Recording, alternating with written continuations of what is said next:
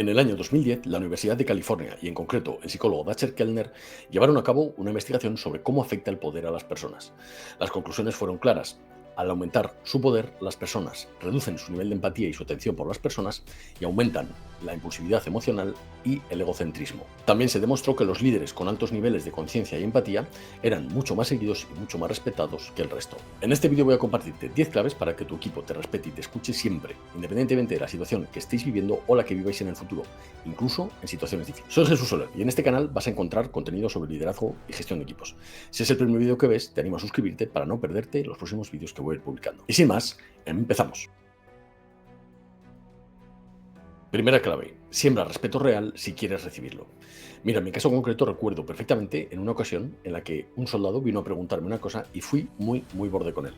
En concreto recuerdo las 3 situaciones a lo largo de mis casi 11 años mandando mis unidades en las que fui borde con alguna persona. Obviamente, seguro que inconscientemente lo he sido en muchas más, ¿no? Pero estas son las que recuerdo perfectamente porque fueron conscientes. Es decir, yo estaba estresado y respondí como no debía. Entonces, te voy a dejar aquí 3 claves muy rápidas para que siembres respeto y lo recojas también. La primera es que pienses siempre bien de las personas. Por lo general, las personas quieren hacer las cosas bien. Así que si tú les dices, les das feedback positivo de cómo te gustaría que fueran las cosas, las personas van a adaptar su comportamiento a esas pautas que tú vas marcando como jefe. Pero se necesita paciencia y repetición, así que no te alteres si las personas no lo hacen a la primera. No es mala fe, simplemente a las personas les cuesta acostumbrarse a nuevos hábitos y nuevos procedimientos. La segunda idea es que pregunte siempre antes de juzgar. Casi siempre cuando alguien actúa, nosotros sacamos conclusiones precipitadas. Si eres capaz de preguntar, de acercarte a esa persona y preguntarle por qué ha hecho lo que ha hecho en vez de juzgar por qué lo ha hecho, vas a tener resultados muy diferentes. Y la tercera clave es muy simple. Nunca levantes la voz. No es necesario gritar para liderar. Segunda clave, humildad real bien entendida. Recuerdo perfectamente cuando aterricé a mandar mis primeras unidades, yo me pensaba que el liderazgo era estar siempre en una posición de fuerza, de fortaleza, de no fallar nunca, de levantar muros, de hacerlo todo perfecto, todos los procedimientos, todos los procesos. Y un día de maniobras, por la noche, en un carro de combate, yo siempre he estado en carros, estábamos en un tema y me bajé del vehículo y en ese momento se me cayó el GPS del bolsillo, ¿vale? Cuando estaba bajando del vehículo. Como te imaginarás, los carros de combate son grandes, entonces al bajar se me cayó el GPS. Y uno de mis soldados fue el que rápidamente bajó, me lo cogió y lo guardó. Y cuando volví al vehículo, que volví con prisa, porque había hablado con mi jefe en un punto de reunión y teníamos que volver al tema a ejecutar lo que me había mandado, ¿no? Porque me lo tenía que explicar sobre un mapa, eh, no me dio tiempo de, o sea, yo no me había dado cuenta de que se me había caído el GPS y gracias a esta persona que me lo había recogido, pues me lo dio y continuamos con el tema sin perder tiempo. Ese día yo me di cuenta de que tenía que quitar esas barreras que estaba levantando porque era absurdo, porque ¿qué vas a hacer cuando falles? Nadie somos perfectos, todos cometemos errores y en el momento en el que eliminas esas barreras te das cuenta de que te pones al mismo nivel que el resto de personas, porque todos estamos al mismo nivel, a pesar de ocupar un puesto absurdo que tiene su función, pero que no debe marcar nuestra forma de comportarnos ni nuestra forma de aproximarnos a la gente, porque es un puesto artificial creado por el hombre. En cuanto quitas esas barreras y te relacionas de igual a igual, las personas no te pierden respeto, al revés, se aumenta el respeto, siempre que sepamos, por supuesto, marcar límites a aquellos, muy poquitos, que no van a respetar la jerarquía o a entender que somos sus jefes y que tienen que tratarnos con cierto respeto, ¿no? Entonces, ese día me di cuenta de que esa posición de fuerza que nos han enseñado que tiene que ocupar el líder es una falacia total, es mentira, y que cuando quitas esas barreras es realmente cuando puedes de verdad comunicarte con tu equipo y crear ese entorno sano que se necesita. Porque si tú transmites esa imagen de fuerza, de fortaleza, de eso, todo es perfecto y yo lo hago todo perfecto, ¿qué va a pasar cuando falles y ellos te ayuden? Pierdes esa posición y quedas fatal, ¿vale? Entonces no es necesario ese tipo de barreras, así que ve quitándolas de encima. Solo esto, solo el relacionarte de igual a igual con las personas va a diferenciarte de la mayoría de jefes de ahí fuera. Además, debemos conocer y usar a nuestro favor el sesgo de reciprocidad. Los seres humanos, cuando vivíamos en la naturaleza, por nuestra evolución, desarrollamos un sesgo cognitivo que es el de la reciprocidad. Si alguien nos hace un favor o se preocupa por nosotros, tendemos a devolverle la misma energía que esa persona ha volcado en nosotros. Esto es básicamente una recompensa del grupo hacia aquellos individuos que más se vuelcan en los demás, ¿vale? Es una recompensa natural que todos nos sale de forma natural, digamos, ¿no? Es un sesgo cognitivo. Entonces, teniendo en cuenta esto, vamos a usarlo a nuestro favor. Si nosotros nos volcamos en los demás, esas personas van a querer devolvernos lo mismo. No debemos usar esto con falta de ética, simplemente conocerlo para quitarnos esos miedos y esos egos. Simon Sinek tiene la siguiente frase: el precio del liderazgo es el interés propio. Gana respeto al poner a otros por delante. Tercera clave, crea un lugar seguro. ¿Has trabajado alguna vez en una organización, en un equipo en el que el ambiente es muy malo? Si lo has experimentado, sabrás la cantidad de estrés y cortisol en sangre que segregas cuando tienes que ir a trabajar los lunes por la mañana. Yo siempre he pretendido que las personas que han trabajado conmigo vinieran al trabajo y lo interpretaran como una segunda familia. Es decir, que venir a trabajar no fuera un suplicio, sino todo lo contrario, sino que fuera una alegría. Es decir, que cuando entraran en el lugar de trabajo se encontraran en un entorno relativamente seguro. En algunas ocasiones lo he conseguido, en otras no lo he conseguido. Pero lo que quiero decirte con esto es que si conseguimos crear ese entorno en el que las personas, cuando se van de su casa, que es su primera familia, y llegan al trabajo, en vez de hacerlo apesadumbrados, lo hacen alegres, porque saben el buen ambiente de trabajo y lo cómodos y a gusto que trabajan en nuestro equipo, la calidad de vida de esas personas va a cambiar radicalmente. Entonces te animo a aplicarlo o a intentar aplicarlo y a buscar siempre el crear ese entorno de trabajo saludable. Hay un estudio de Edmundson de 1999 sobre la seguridad psicológica en equipos. Lo que dice básicamente este estudio es que esos equipos en los que las personas pueden comunicarse abiertamente sin ser juzgados rinden a un mayor nivel. Por tanto, liderar con respeto mejora el rendimiento, no lo compromete. Para ello, te dejo aquí 3 claves muy rápidas para que apliques en tu equipo. La primera idea sería crear ese ambiente de trabajo agradable que ya hemos comentado. Tiene que ser un ambiente justo y agradable, es decir, que la justicia impere en el equipo y también que no tiene que ser el mejor equipo del mundo, simplemente que haya un ambiente agradable de trabajo. Segunda idea, no castigar el error por iniciativa, es decir, permitir que las personas por tener iniciativa cometan errores. Solo de esta forma van a sacar lecciones muy rápido y van a aprender. Debemos dejar a las personas exponerse al error y no castigarlo. Y tercera idea, protege de cometidos que no corresponden. Si nosotros conseguimos echar el capote por encima y cuando llegan cometidos de arriba que urgen o que le meten excesiva urgencia a nuestro equipo, ser capaces de coordinarlo, gestionarlo y priorizarlo. Y además, si nos llega algún cometido que no corresponde a mi equipo por sus funciones, también saber protegerlo. Si conseguimos hacer esto, o incluso cuando vienen a rajar de alguien de nuestro equipo, decirles que se esperen, que vamos a enterarnos exactamente de qué ha pasado, porque seguro que los miembros de nuestro equipo tienen razones para actuar como han actuado. Por tanto, si confiamos en las personas y siempre nos ponemos en ese rol de protector, ¿vale? Que es un rol muy tribal, vamos a conseguir realmente crear esa tribu, crear esa segunda familia en el entorno de trabajo. Y antes de continuar con el vídeo, quiero recordarte que vayas a jsolerm.es y te suscribas a mi lista de correo. Ahí recibirás semanalmente contenidos, ideas que se leen en menos de 2 minutos sobre mentalidad para liderar mejor en la vida personal y en la vida profesional. Te animo a suscribirte porque vas a recibir muchísimo más contenido y vas a estar al día de todo lo que hago. Sin más, te dejo con el vídeo. Cuarta clave, planea en silencio. ¿Has conocido alguna vez a algún jefe que cuando llega a un equipo dice la cantidad de cosas que va a hacer y luego, obviamente, por tiempo, por recursos y por limitaciones de la propia organización no es capaz de hacer ni la mitad? Bien, pues eso es lo que sucede en la mayoría de los equipos. Así que yo te animo a planear en silencio y a ejecutar lo máximo que puedas, pero sin hablar. Si nosotros decimos todo lo que vamos a hacer y luego no conseguimos hacerlo, eso da una imagen de poca fiabilidad. En cambio, si somos callados, podemos decir incluso el aspecto en el que nos vamos a centrar. Pues, por ejemplo, en mi caso, ¿no? De las unidades militares. Pues yo me he centrado mucho en que los vehículos siempre estuvieran operativos. Vale, pues eso es una idea en la que me puedo centrar y no quedas mal por decir eso, porque es un plan, pero es una idea en la que te vas a centrar, un punto fuerte, una idea fuerza.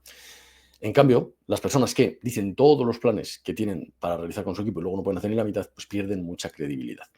Por eso yo siempre te animo a planear en silencio y a ejecutar lo máximo que puedas para tener resultados y que tus propios resultados hablen por ti. Quinta clave, ser claros y eliminar ambigüedades.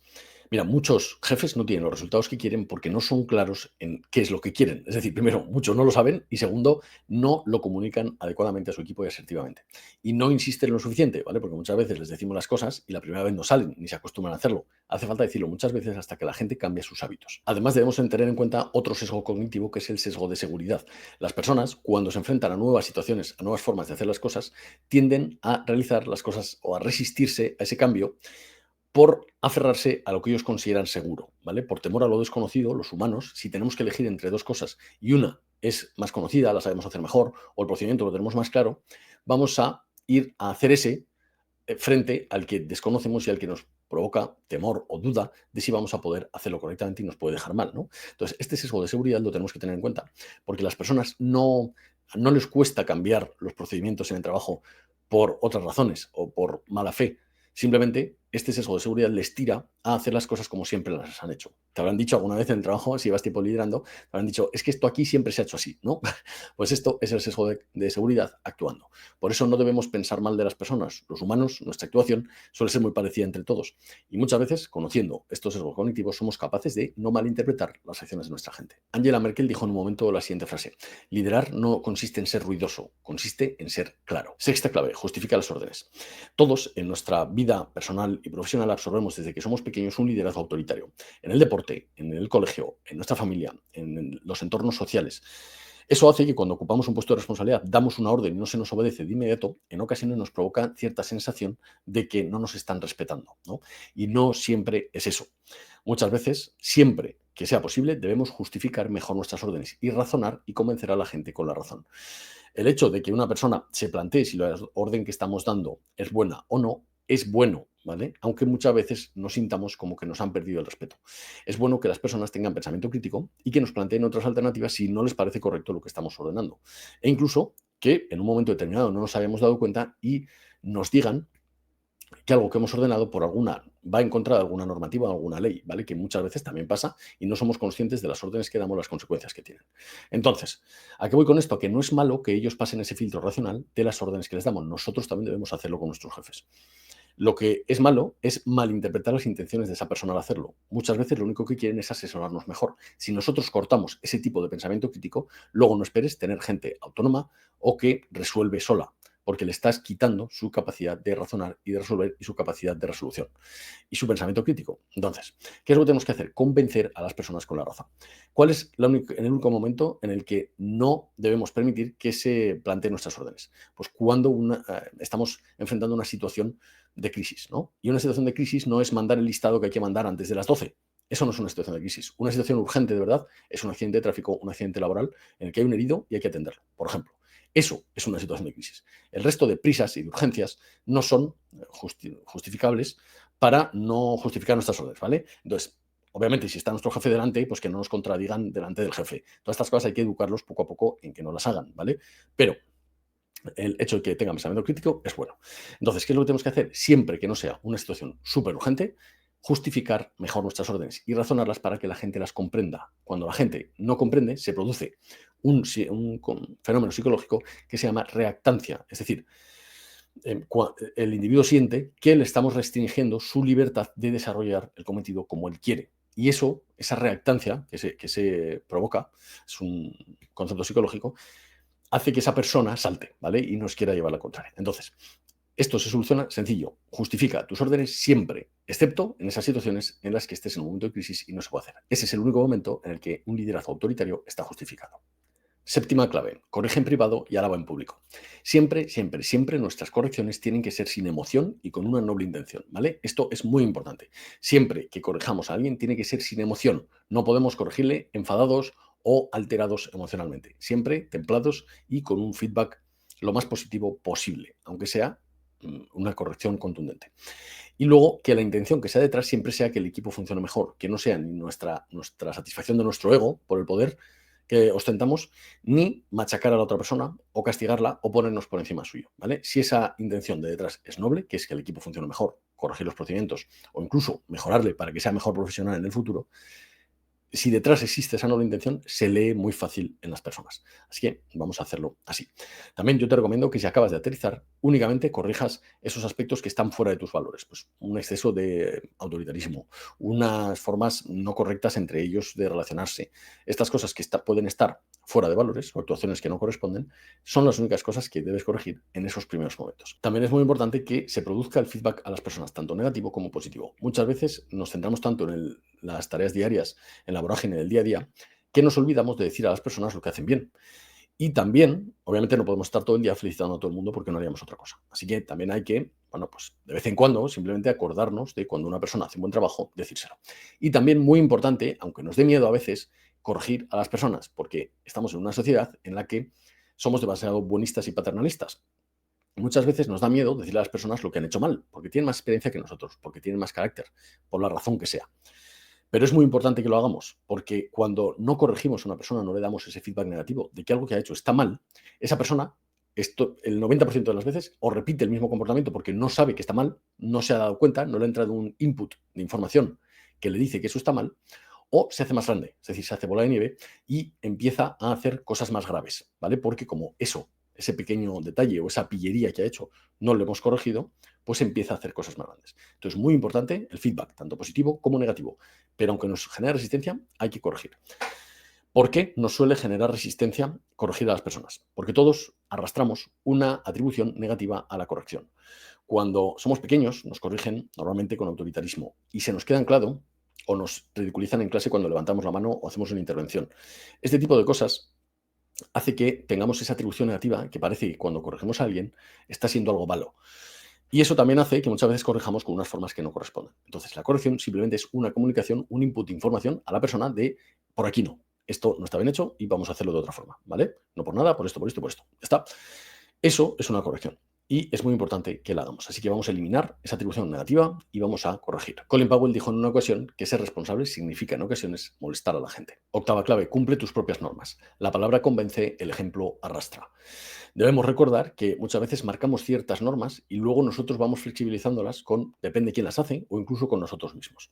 Debemos ser inflexibles en esto. Si hemos puesto unas normas grupales y las personas las están respetando, aunque sean unos pocos, debemos respaldarlos haciéndolo nosotros también y haciendo respetar esas normas que hemos marcado, ¿vale? Muchas veces incluso damos un cometido a una persona y se nos olvida ese cometido porque como esa persona lo hace tan bien, se nos olvida que está haciendo los miércoles ese cometido que les habíamos mandado. Y llega un momento en el que ese cometido ya no es necesario y dejamos a esa persona de forma perpetua realizando ese cometido. Eso es muy importante que lo controlemos para cortar el momento en que ya no sea necesario, ¿vale? Si no, esa persona, cuando se dé cuenta de que ese cometido no sirve para nada, va a perder también confianza en nosotros. Así que, básicamente, estate atento de todo aquello que mandes, aunque lo tengas tan automatizado que las personas lo hacen en automático, y también recuerda cumplir aquello que ordenas. Novena clave, refuerza el comportamiento que quieres ver. Si hay un determinado subordinado nuestro, algún miembro de nuestro equipo que actúa de una forma loable, debemos felicitarle en público y reforzar ese tipo de comportamientos para que todos lo vean.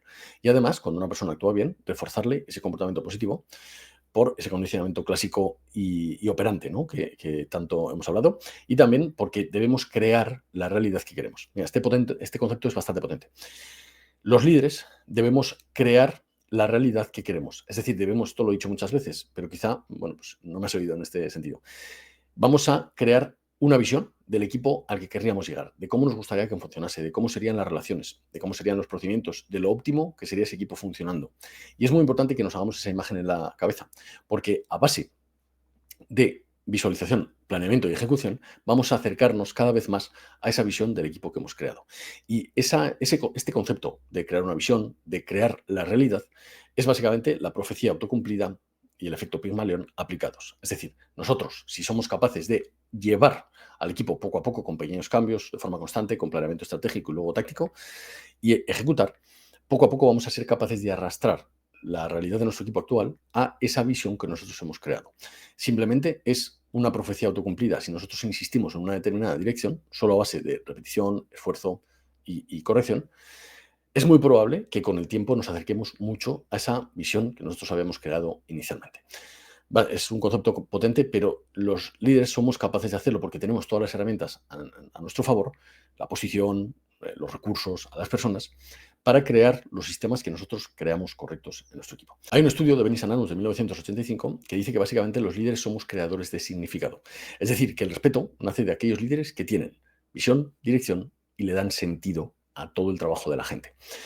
Entonces, no es solo lo que hacemos, sino también cómo lo explicamos y que seamos capaces de comunicarles esa visión, ese propósito a las personas. ¿Cómo hacemos esto? Haciendo reuniones. Siempre lo digo, haz reuniones individuales, haz reuniones grupales, al menos una vez cada 2 meses en el que les cuentes tu planeamiento estratégico, hacia dónde vamos, en qué punto nos encontramos, qué errores se han cometido últimamente y cómo se están solucionando y las decisiones que hemos tomado explicadas. Es decir, por qué se han tomado ciertas decisiones que nosotros sabemos que han perjudicado a las personas.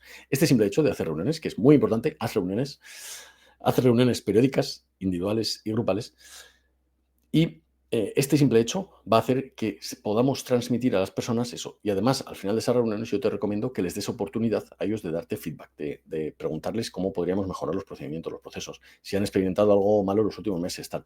Ese momento de juntarnos con ellos nos pone a su nivel, nos acerca a ellos, crea cohesión y además les damos la oportunidad de corregir todas aquellas cosas que no les gusten en el entorno de trabajo. Décima clave, mayéutica socrática aplicada. Esta palabra, mayéutica, básicamente es el origen del coaching moderno, ¿vale? Sócrates tenía la tendencia de coger a sus alumnos, a sus discípulos, no sé cómo llamarlo, y les adoctrinaba de esta forma, es decir, les hacía preguntas para que ellos encontraran la respuesta. Esto es lo que hace el coaching moderno, ¿vale? Básicamente es hacer a la persona que encuentre la solución por ella misma. Esto que te comento aquí de mayéutica socrática aplicada es básicamente que preguntemos a las personas para que ellos encuentren su propio camino. Es decir, por ejemplo, algún miembro de nuestro equipo viene a preguntarnos cómo hacer algo porque no lo ha hecho nunca. Vamos a hacerle planear cómo lo haría y después le vamos a dar algunas indicaciones, ¿no? Para corregirle o para que él mismo encuentre cuál es la mejor forma de hacerlo. Entonces, esto aplicado es muy potente, ¿vale? Esto nos puede servir tanto para hacer esto, de cuando un miembro de nuestro equipo tiene que enfrentar un reto que desarrolle su capacidad de resolución y su autonomía, como también para, antes de lanzar un cometido, cuando nosotros ya hemos recibido un cometido, por ejemplo, lo hemos planeado, lo hemos distribuido entre nuestros distintos equipos y lo vamos a lanzar. Pues antes de hacerlo, preguntar, ¿no? Si han tenido alguna pega, si se han encontrado algo. Y también a mitad de recorrido, cuando se esté realizando ese cometido, ya lo hemos lanzado, también juntar a la gente y preguntarles cómo podemos ayudarles más, convertirnos en ese capacitador que es capaz de proporcionarles los medios que necesitan para llevar a cabo todos sus cometidos, ¿vale? Y también el conocimiento, la experiencia, etcétera. Entonces, esta mayéutica socrática aplicada nos sirve mucho para también saber qué es lo que piensa nuestro equipo, cómo piensa, en qué punto están para resolver problemas por ellos mismos, desarrollar su pensamiento crítico, su autonomía y su capacidad de resolución. Así que, muy potente en todos los sentidos, tenemos a aplicarlo. Quiero regalarte un bonus extra por haber aguantado hasta el final en este vídeo. Y ese bonus es una idea muy potente que a mí me ha servido y me ha funcionado muy bien. Y es, aprovéchate del caos. Aprovecha y reinterpreta los momentos de caos como oportunidades para demostrar. Son momentos perfectos en los que cuando todo está patas arriba, nosotros podemos demostrar que somos las personas adecuadas para liderar a las personas. El reinterpretar estas situaciones de caos o de estrés como momentos clave para demostrar puede, primero, bueno, va a dar muy buena imagen a los demás, ¿no? Pero también internamente nos tranquiliza porque nos hace enfrentarnos al reto con una actitud totalmente diferente, ¿vale? Aplica esta idea y te animo a dejar en comentarios si alguna vez te ha pasado, si has podido aprovecharlo o incluso si en el futuro en algún momento te sucede, que vengas aquí y me dejes un comentario de si te ha servido, ¿vale? Esto da muy buenos resultados, es decir, aprovechar cualquier situación que puede ser un reto, puede ser emocional, un día malo, un mal momento vital en el que nos encontramos con nuestra familia o con nuestro equipo a nivel profesional, ¿no? Un momento de estrés, de crisis, de riesgo, lo que sea. Si en esos momentos somos capaces de reinterpretarlos como oportunidades para demostrar nuestras habilidades y nuestras capacidades, el clic mental que se produce es muy potente y nos puede permitir desempeñar a un alto nivel y dar muy buenos resultados en este sentido, ¿no? De ganar respeto de nuestra gente. Entonces, ¿qué es lo que debemos hacer? Mantener la calma en esos momentos y decidir racionalmente, paso a paso, con la información que tenemos. Simplemente manteniendo la calma nos diferenciaremos del 90% de la gente que hay ahí fuera. Y después decidir racionalmente cuál va a ser el siguiente paso. Simplemente centrarnos únicamente en el siguiente paso que tenemos que dar. Y paso a paso conseguiremos llevar al equipo a la victoria. Y a modo moraleja quiero compartirte una reflexión final. El respeto es una carrera a largo plazo, ¿vale? No intentemos imponer o ganar respeto a corto plazo porque no sirve de nada. Es una demostración a largo plazo. Quédate con esta idea, ¿vale? De la demostración a largo plazo. Es demostrar de forma constante en el tiempo a largo plazo. En una ocasión, uno de mis soldados, estábamos haciendo deporte, ¿no? Por la mañana siempre hacíamos juntos deporte, y un soldado mío de mi tripulación, que era más joven, le sacaba unos 10 años, me dijo lo siguiente. Me dijo, es que siempre le vemos como que no da el 100% en el entrenamiento, ¿no? Claro, lleva muchos años de mili ya y este chaval estaba muy fuerte. Entonces entiendo pues, que quería más caña, ¿no? En los entrenamientos de por la mañana. Y bueno, pues mi respuesta fue un poco esta, ¿no? Es una carrera de fondo. Hay que hacer deporte de forma constante para siempre mantenernos en buena forma física, para estar siempre disponibles para lo que se nos mande, ¿no? Entonces no merece la pena machacarse un día y al día siguiente, por ejemplo, no poder entrenar, ¿no? Es una carrera de fondo. Pues con el respeto pasa algo parecido. Debemos centrarnos en el largo plazo, porque además durante ese proceso va a haber momentos en los que haya picos, ¿no? Que nosotros cometamos un error, que perdamos temporalmente el respeto de la gente, que decidamos una cosa que no gusta a nuestra gente, que tengamos que echar a alguien del equipo que caiga bien o que se tiene que ir por lo que sea, por causas externas a nosotros quizá. Y todas estas decisiones en ciertos momentos pueden hacer que nuestro respeto decaiga, ¿no? Que nuestro prestigio decaiga. Y centrándonos en ese largo plazo, pues también nos va a permitir relativizar en esos momentos y labrar a largo plazo, ¿vale? Así que, bueno, ahí te dejo esta idea. Hasta aquí el contenido de hoy. Recuerda dejar un me gusta, compartirlo con esas personas a las que creas que les puede servir y suscribirte al canal si todavía no lo has hecho. Dos avisos muy importantes antes de irme. Recuerda que te puedes suscribir en jsolerm.es para recibir 3 tácticas semanales para liderar mejor. Y una cosa importante, he sacado una nueva consultoría 1 a 1 de una sesión de 2 a 4 horas en la que nos vamos a juntar y vamos a reorganizar tu equipo en esa sesión contundente, eficaz, quirúrgica, rápida, pero muy eficaz. Así que si este episodio te ha gustado, esta consultoría es totalmente para ti. Nos vemos en el siguiente vídeo. Un abrazo y hasta pronto. Hasta luego.